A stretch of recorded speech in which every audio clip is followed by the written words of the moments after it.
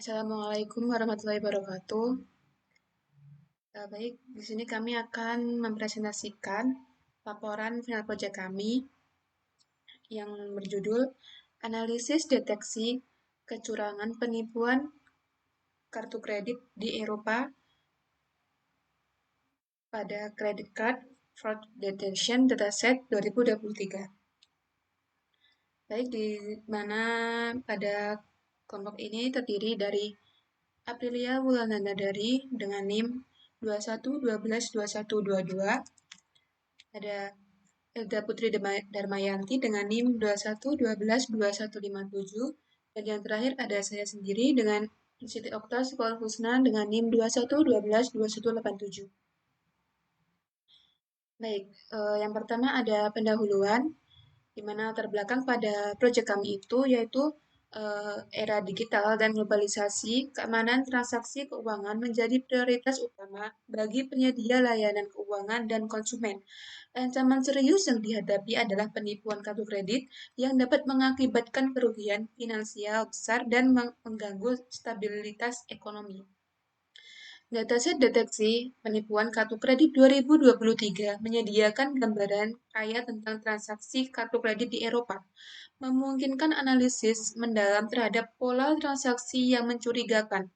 Melalui dataset ini, kita dapat mengidentifikasi adanya transaksi penipuan, menganalisis kategori perdagangan yang berkaitan, dan memahami jenis transaksi yang lebih rentan terhadap aktivitas penipuan. Pentingnya mengembangkan model deteksi penipuan semakin terasa seiring dengan kompleksitas metode penipuan yang terus berkembang.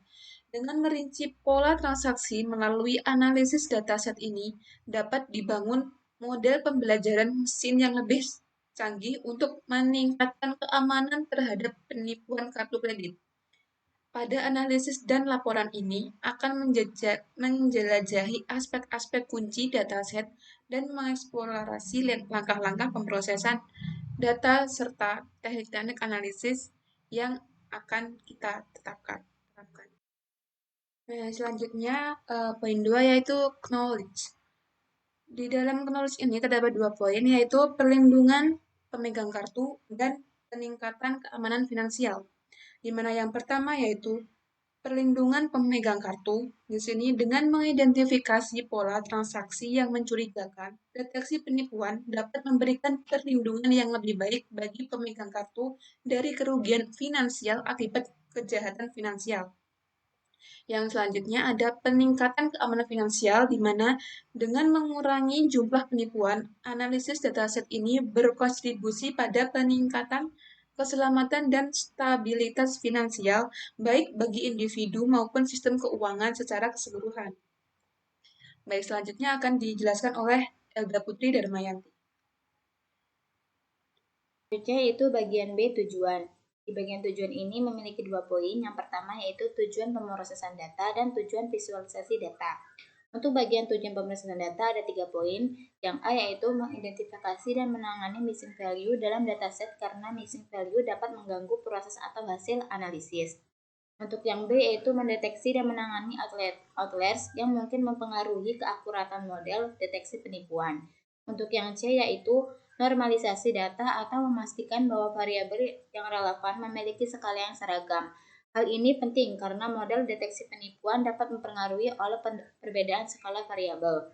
Untuk bagian tujuan dan visualisasi data ada 3 poin juga. Untuk yang A yaitu visualisasi distribusi kelas, memvisualisasikan distribusi kelas, yaitu transaksi yang termasuk dalam kategori penipuan dan yang bukan, membantu dalam memahami seimbang atau tidak seimbangnya dataset. Yang B yaitu scatter plot atau fitur, membuat scatter plot untuk melihat hubungan antara fitur-fitur anonim dan memeriksa apakah ada pola yang mencurigakan. Singkat pernyataan di atas. Untuk yang C yaitu visualisasi distribusi AMOD dan kelas.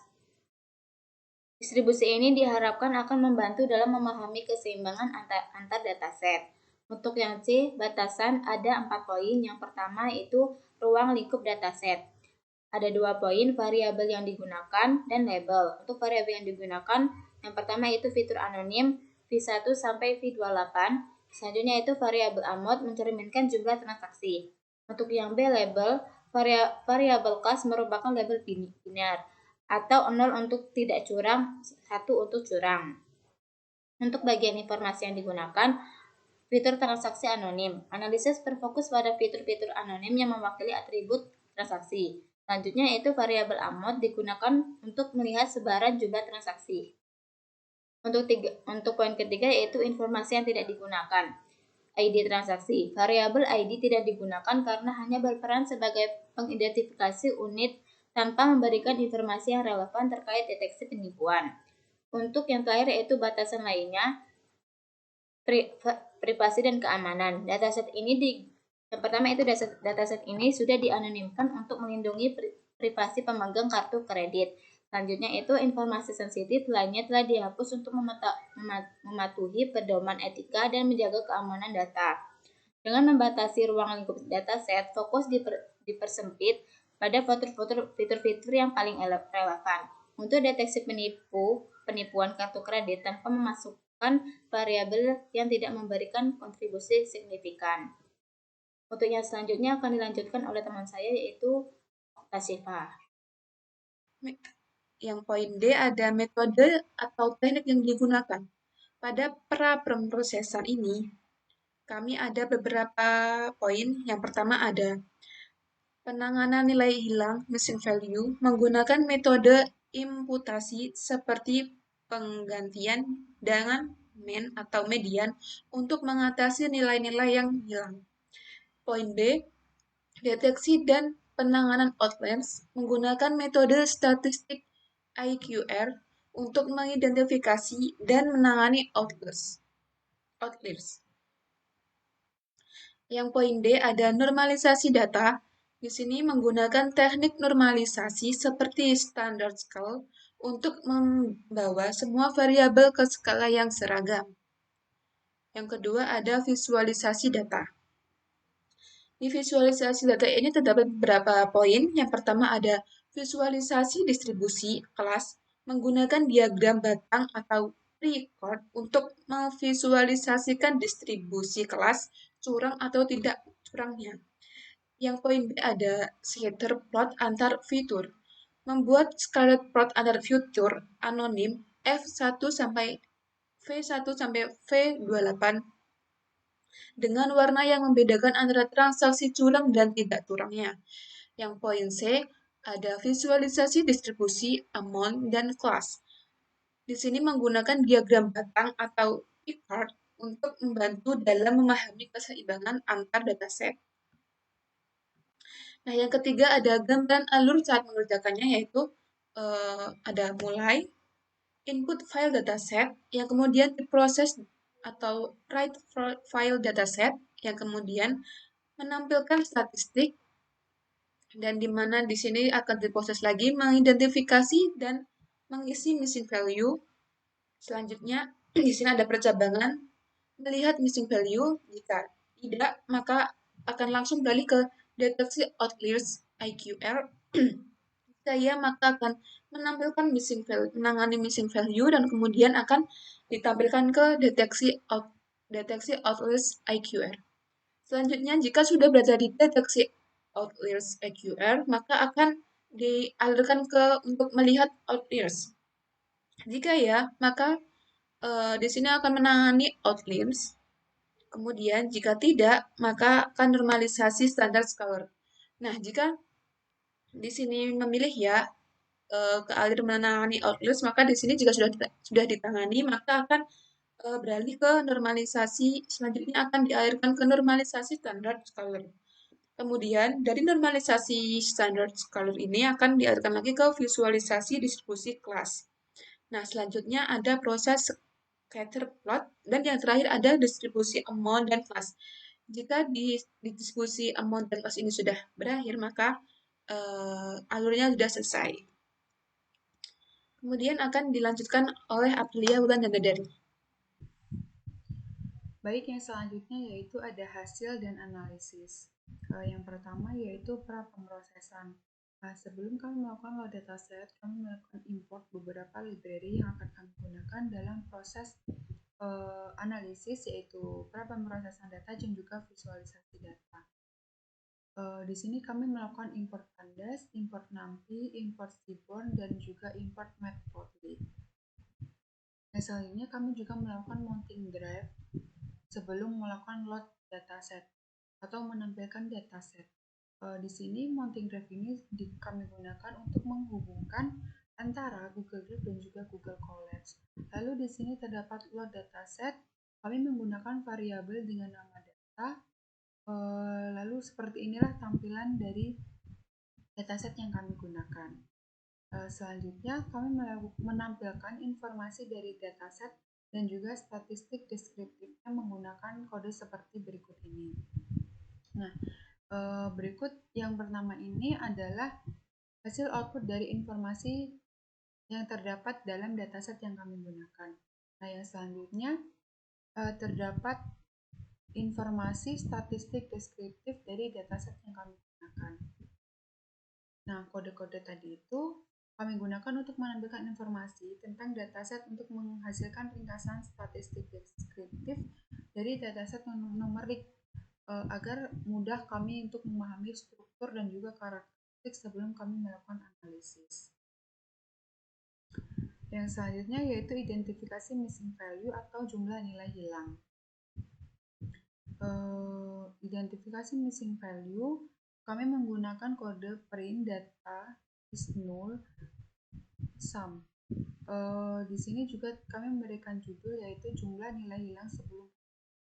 Untuk outputnya sendiri seperti berikut ini. Dapat dilihat di sini tidak terdapat satupun kolom yang memiliki missing value.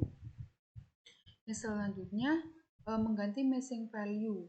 Walaupun dalam dataset yang kami gunakan itu tidak terdapat missing value yang terdeteksi, namun kami ingin mencoba melakukan penggantian missing value dengan menggunakan mean atau nilai rata-rata dengan menggunakan kode seperti berikut.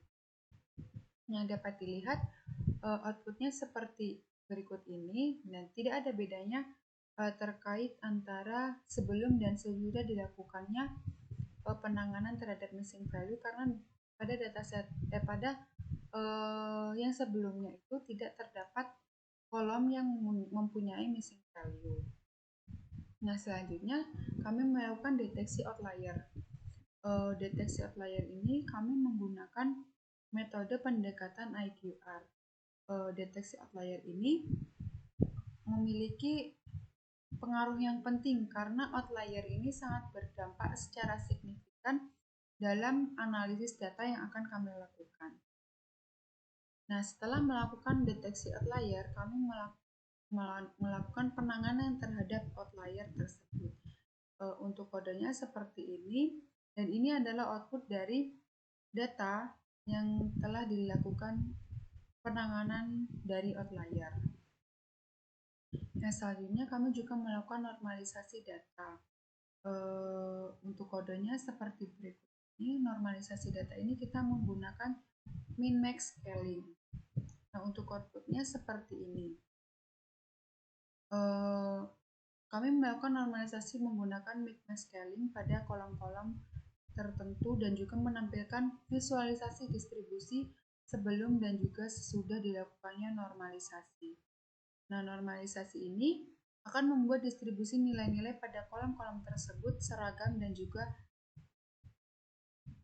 rentan dalam 0 hingga 1. Normalisasi ini juga membantu dalam peningkatan keandalan analisis dan konsistensi dalam model yang dibangun dari dataset tersebut. Yang kedua yaitu kami melakukan visualisasi data. Visualisasi yang pertama yaitu kami melakukan visualisasi distribusi kelas menggunakan kode seperti berikut dan outputnya seperti ini. Nah, kode yang kami gunakan itu bertujuan untuk melakukan visualisasi berupa histogram count pada setiap kolom kelas. Di sini terdapat teks yang menunjukkan jumlah data pada setiap kelasnya. Nah, dari output ini menunjukkan pada kelas 0 itu terdapat 99.776 data dan pada kelas 1 terdapat 223 data. Sehingga dapat disimpulkan tercatat adanya transaksi kecurangan yang ditunjukkan pada kelas 1 sebanyak 0,223% atau terdapat 223 data yang terdeteksi kecurangan. Yang selanjutnya kami melakukan visualisasi scatter plot dengan menggunakan kode seperti berikut. Nah, visualisasi scatter plot ini kami lakukan pada fitur V3 dan juga V9. Dari hasil visualisasi tersebut dapat menjadi petunjuk terkait adanya kecurangan transaksi dalam dataset tersebut. Hal itu tuh dapat ditandai dengan adanya pola atau titik-titik dengan warna atau konsentrasi yang berbeda pada area tertentu di dalam scatter plot. Namun, untuk mendapatkan hasil yang akurat, ini perlu dilakukan analisis dengan metode yang lebih canggih dan juga analisis yang sangat mendalam. Yang selanjutnya, kami juga melakukan visualisasi distribusi amount, di mana dari plot histogram amount memberikan gambaran tentang sebaran nilai dari jumlah transaksi. Nah, sementara histogram bus ini seperti yang saya sampaikan sebelumnya, itu memberikan informasi terkait apakah terjadi kecurangan atau tidak. Nah, di sini kami juga melakukan penyimpanan dataset terbaru setelah dilakukannya pre-processing dan juga visualisasi data. Lalu di sini ada dashboarding dari kami dari dataset yang sudah kami buat dan sudah kami lakukan pre-processing. Lalu di sini juga terdapat link. Di sini ada link Google Colabs dan juga link dashboarding. Nah, untuk kesimpulannya sendiri, dari dataset yang kami ambil, sebenarnya terdapat 550.000 dataset, namun kami mengambil hanya 99,99.999 data. Nah, dari 99.990 data tersebut, terdapat sekitar 0,23% data dari transaksi yang merupakan transaksi penipuan. Analisis ini juga menyoroti pentingnya memahami distribusi kelas dalam dataset. Keseimbangan atau ketidakseimbangan antar transaksi penipuan dan normal dapat mempengaruhi kinerja model deteksi penipuan. Meskipun persentase transaksi penipuan terlihat rendah, namun penting untuk tetap waspada terhadap kemungkinan penipuan transaksi. Nah, sementara jumlahnya yang relatif kecil, meningkatkan jumlah transaksi penipuan dapat menyebabkan kerugian yang besar. Oleh karena itu, penting untuk mengatasi ketidakseimbangan kelas dalam pengembangan model prediktif agar model dapat belajar dengan baik dari kedua jenis transaksi dan juga memberikan hasil deteksi yang lebih akurat, serta diperlukan adanya penguatan sistem deteksi dini untuk mengidentifikasi pola transaksi penipuan lebih baik lagi. Tentunya dengan menggunakan teknik-teknik analisis data yang lebih canggih atau memanfaatkan metode pembelajaran mesin yang lebih kompleks mungkin dapat membantu dalam peningkatan deteksi pencegahan transaksi penipuan. Nah, selain hal tersebut, edukasi kepada pengguna kartu kredit tentang praktik keamanan dan langkah-langkah pencegahan juga sangat penting untuk mengurangi resiko terjadinya transaksi penipuan. Baik, sekian presentasi dari kelompok kami. Apabila ada salah kurang, kami mohon maaf. Wabillahi taufiq wal hidayah. Wassalamualaikum warahmatullahi wabarakatuh.